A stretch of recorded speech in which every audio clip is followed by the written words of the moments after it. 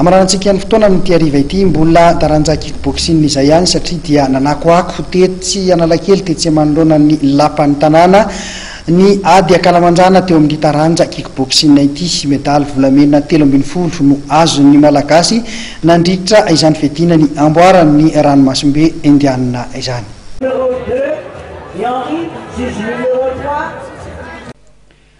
Manana ny toeran'ny kickboxing malagasy raha aty amin'ny faritry ny ranomasimbe indianina tamin'ireo amboara 7 edivana dia lasan'ny malagasy ny 13 tamin'izany.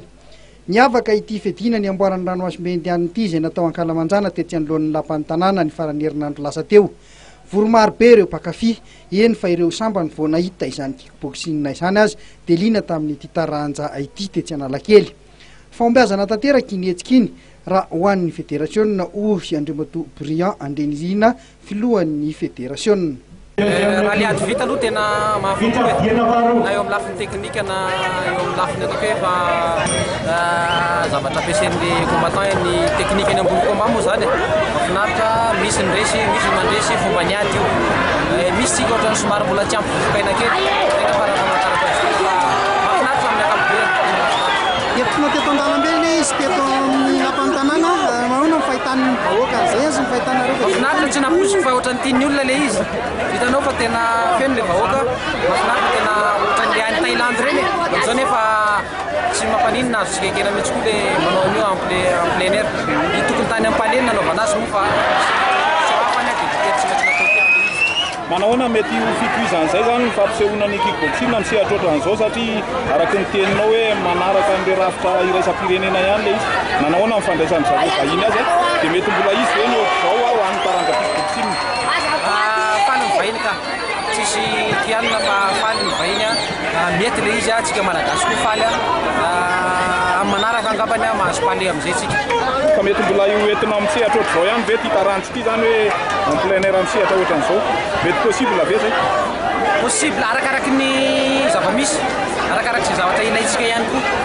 Hitako hoe tsy dia mampaninona ilay izy. Ny fedina ny tompon-daka eran-tany any Serbia indray izao no tanjona manaraka afaka herinandro vitsivitsy.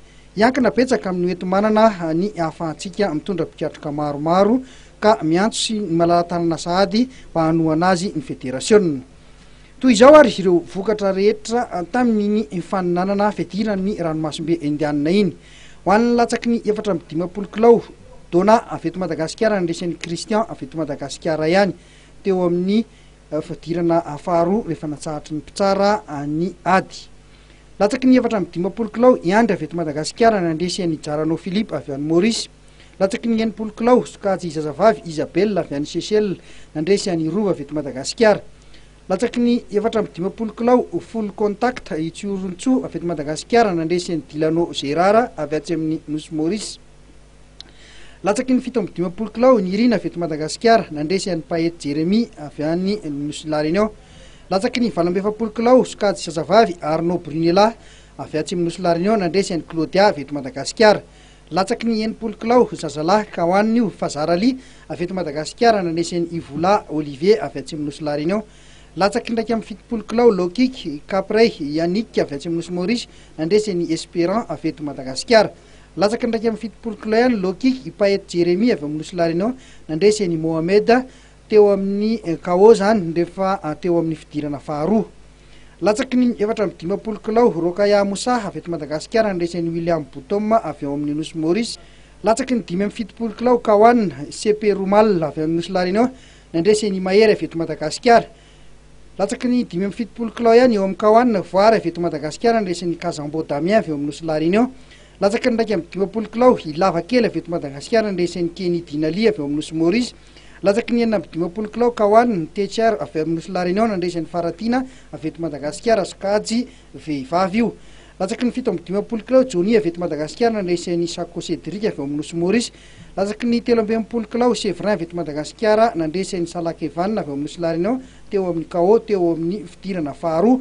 Latsaky ny 20 kilao Kawan Billy avy eto Madagasikara nandresan'ny Paet Brandon avy ao amin'ny Nosy La Réunion. Latsaky ny 17 kilao mbola Kawan ihany Rasta nandresy any Naxon avy ao amin'ny Nosy La Réunion. latsaky ny 570 kilao le bota avy eto Madagasikara ndraisin'ny Monibo Yaona avy eto Madagasikara ihany teo amin'ny KO teo amin'ny fidirana fahatelo. Nahazo ny mpiady mendrika indrindra ho an'ny sokady lehilahy dia Séverin avy eto Madagasikara, ho an'ny zazavavy dia Arnaud Brunella avy atsy amin'ny Nosy Maurice, ary ny mpiatroka tanora indrindra sady mendrika dia Ilavakely avy eto Madagasikara.